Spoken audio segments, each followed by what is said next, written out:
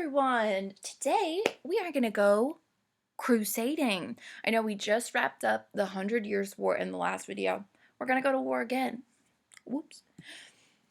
These sets of wars are called the Crusades, and I'll talk about what those mean and how we get there. But let's set everything up first. Governments are becoming strong again as we kind of move our way out of the Middle Ages. But the church, the Christian church, the Catholic Church, does not lose its power in Europe. It maintains the power that it earned during the Middle Ages. Many of the European monarchs, like kings or emperors, France, England, the Holy Roman Empire, they still listen to and respect the Pope, who lives in Rome, in Vatican City, even though they are leaders of their own country, right? So even though they can, for most countries, do whatever they want, they still kind of follow what the Pope says because the Pope is the leader of their church. And this doesn't go so well once the Pope starts to get a little bit power hungry. A particular Pope, his name was Pope Urban II, not the 11th. These are Roman numerals. Okay, so 2 lines means 2, not 11.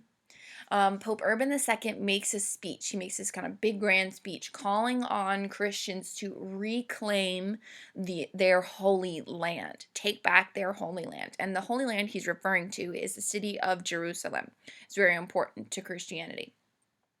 Unfortunately, though, it's also important to Islam and Judaism.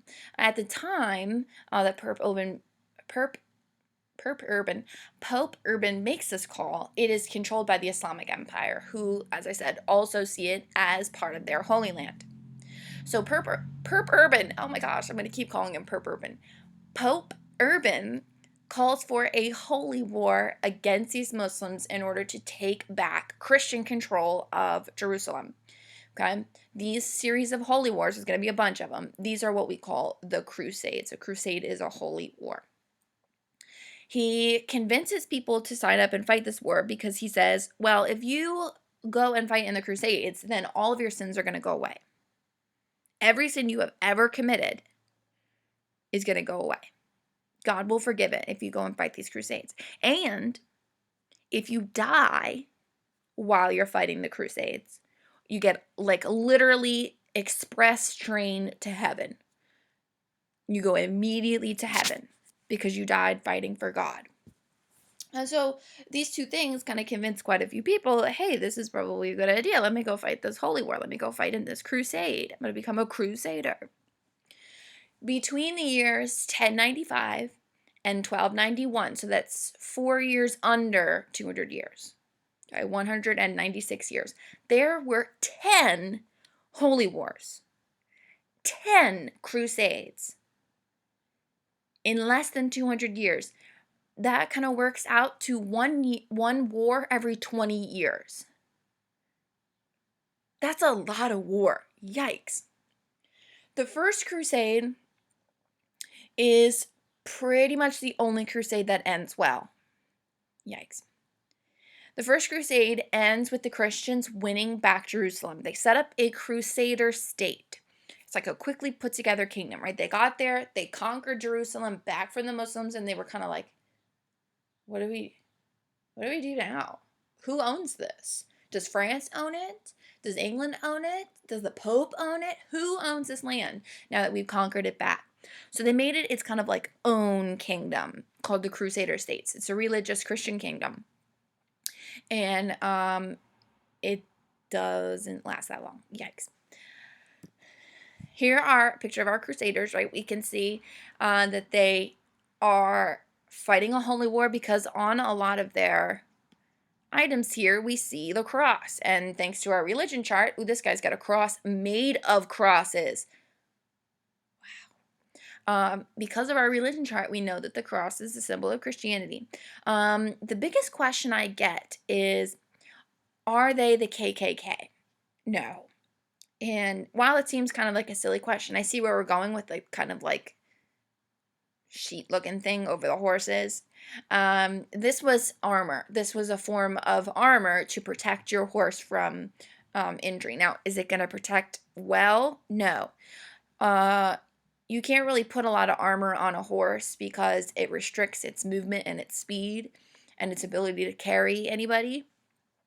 But you don't want to leave your horse totally out there with no armor, because if they get kind of shot out from under you or hurt in some sort of way, you're kind of stuck.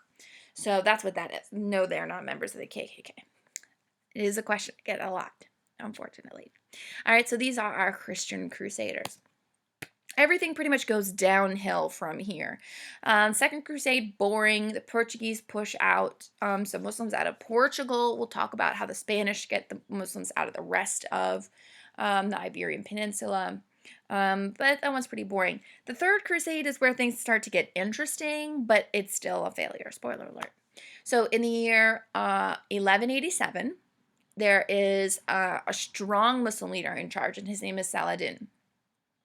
And he takes back control of Jerusalem for the Muslims. So he moves in, kicks all the Christians out, and claims Jerusalem once again as under Islamic control. Obviously, the Christians don't like this, and they go about their Third Crusade.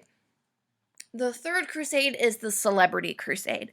All of the European kings decide this is a great time for me to get out there, show everybody my country is super Christian, ready to fight for God. We're so excited. And it's literally, like I said, it's just it's a celebrity crusade. France sends their king Philip II. The Holy Roman Empire sends Frederick I. And England sends Richard I. He earns a cool nickname from this. Why is this cut off? Anyway, he earns a cool nickname that you may have heard of. Now, the reason that this goes horribly wrong is because the Christians aren't prepared to fight in the desert, even though they already did it. And basically, they fight this really, really tough battle right outside the outskirts of Jerusalem. They defeat the Muslim army, but they don't have enough people to officially go into Jerusalem and capture the city back. So they fought up to the last battle, but then they couldn't make their way into the city because so many of them died in this tough battle. That's absolutely insane. They've done everything except walk into the city to claim the city, but they can't walk into the city because a lot of people are dead. Yikes. And it was kind of a mess. It was a huge mess. It doesn't end like in total catastrophe, but it definitely doesn't end the way that the Christians wanted it to. Now, let's talk about Richard I. He earns a nickname because he fought so bravely and he was so strong. He earns the epithet, which is a fancy word for nickname, of Richard the Lionheart. What a cool nickname, right? He basically saying he has the heart of a lion, right? A lion is a strong, fearsome, dominant animal, right? And he has the heart of one because he is also strong and fierce and ready to fight. Now, let's talk about epithet just really quick while I'm here. It's kind of like a nickname, but it's not your name. Does that make sense? So my first name is Amanda. I don't know if you knew that. A nickname for Amanda would be Mandy. I hate that nickname, but anyway, that would be a regular nickname, right? Somebody whose name is William, you might call them Bill or Will. Okay. An epithet is usually something added to somebody's name that wasn't ever a part of their name. Okay, so the Lionheart here is the epithet. He's keeping his name, Richard. That's the name he was born, but he earns his kind of addition. Okay, Richard the Lionheart, William the Conqueror, Miss Dodge the Awesome. Okay, so it's your name, but you add kind of like a descriptive thing, short word or phrase at the end of your name to describe you to other people, right? So if you never met Richard the Lionheart, you would still know about him that people think he is very brave and fierce and a strong fighter and a good leader because they've given him this name, Richard the Lionheart. So that's what an epithet is, just FYI. Now, like I said, this crusade isn't like a total disaster, but it is a little bit messy. Richard and Saladin end up signing a truce. So Muslims keep control of Jerusalem, but They make it so that Christians are able to make pilgrimages. They could visit Jerusalem on religious trips safely. So the Christians didn't win back control of Jerusalem, but they are able to visit it now. So again, not a total failure. Again, everything else goes downhill from there. This is a portrait we have of Saladin. Okay, obviously a painting. We don't have any photographs. We don't have cameras. Way too early for cameras. And this is a portrait of Richard the Lionheart. Now, a burning question. I wish I had a time machine so I could go back and ask. Is the crown fitted to the helmet or the helmet fitted to the crown? And also, why wear a crown over your helmet? Like, that feels like super excessive. Hey, everybody. I'm in my armor, but I'm still king. Don't forget. I'm Richard. Anyway, that's just where my mind is. Anywho, and like I said, everything goes downhill from here. The Fourth Crusade, everything just starts to get wild. We have a new pope by this time, Pope Innocent III. He calls for another crusade. So the armies start making their way to Jerusalem, but halfway there, they're kind of like, I don't feel like going into the desert. It's hot down there, and we keep losing, and I don't want to go all the way down there. So they stop at Constantinople, and they sack the city instead, which means they steal everything that they want, and they burn everything else. And the people in Constantinople are like, what the hell? We are Christians too. What are you doing? But they remember, think back to our East Church versus our West Church. The people who live in Constantinople by this time are, they are not Roman Catholics, so they don't listen to the Pope.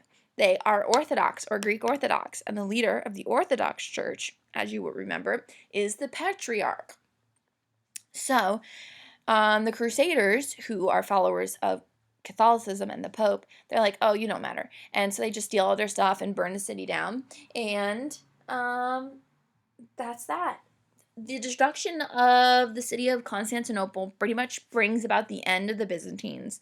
It really severely weakens the city and the empire as a whole, and it sets it up for Muslim invasion by the Ottoman Turks shortly thereafter. Right, think about the Hagia Sophia, that big domed church, right? We talked about how the Hagia Sophia was built as a church for the Orthodox Church, the Byzantine Church, and then when the Muslims took over, they converted it into a mosque. Today, it's a museum. But that's where this comes from. The Ottomans take over the Byzantines after the Fourth Crusade destroys the city of Constantinople. And then it gets really wild. There was a children's crusade. Yikes. So a bunch of French and Italian children decide, oh, we want to help the Crusades too. Everyone's going off and fighting these Crusades. We're just kids, but we want to help out too. So some people were like, okay, here's what we're going to do. We are going to send all these kids to Africa, and we're going to try and get the Africans who are Muslim to convert to Christianity. They're called the Moors. And we'll get them to convert to Christianity, and that will be like a thing that these kids did. It was a mess. Some of the boats capsized, which means sank. And sunk. They sunk. There we go. What can I say? I've been home alone. My grammar's a little iffy here. Some of the boats, let's say capsized, will sound fancy. They sink.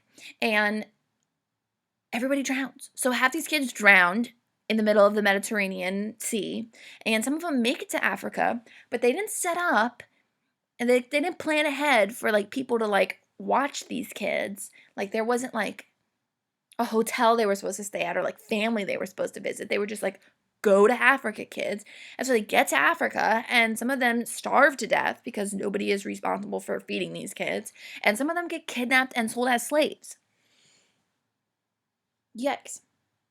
So you can see here how the Crusades, kind of a mess, kind of a big mess here.